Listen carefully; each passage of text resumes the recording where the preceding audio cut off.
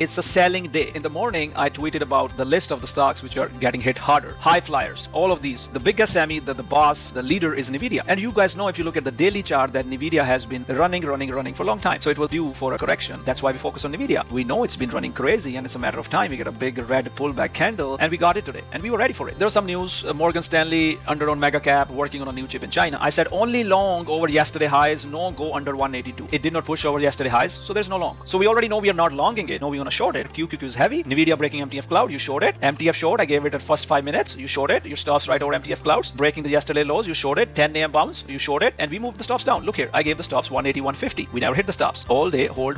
And then there was a bear flag. I mentioned the bear flag. The target I gave was 177. We hit our 177. And the rest of it, we put our stops at 177.50. And Nvidia is still fading after hours. Let's say you short 1,000 shares. You're risking $1,000. You're still making $4,000. And if you're buying the puts, gave you 100% returns as well. And you can always trade leverage ETFs, NVDS, NVDL for small accounts. You could stick with that. So Nvidia, beautiful, successful short trade for us. So next we want to watch CoreWeave. If you look at the daily chart, the CoreWeave has broken down, tried to bounce, failed the Ripster clouds, 50 MTFs. It tried to reclaim 100. It could not. So that was huge. First time it tried to bounce over 100 and this time it flushed. So CoreWeave, I highlighted it as one of the main plays. One of our MTF ups, support 9670, 9875 resistance. As soon as that broke, we remember market was heavy. So that's why CoreWeave was an A+ short. So I told traders on the voice, short CoreWeave, put your stops at 96.50. Right here, your shorts. My two targets were 91 and 90. By end of the day, we hit 90 target as well, and we hit a little bit more. Once it curled over 512s, we exited our shorts. Did give us a nice 512 curl from 90 all the way to 92. So that was a successful trade. CoreWeave short. So PLTR, big home run today for us. Big home run. The reason being, CoreWeave broke 20 MTF today. Broke 20 EMA on daily chart, and it also has a gap fill on the daily chart. So that tells me that there's a lot of room. And not only that, we know that PLTR was kind of overvalued, but even if it was overvalued, doesn't really matter. It was still bullish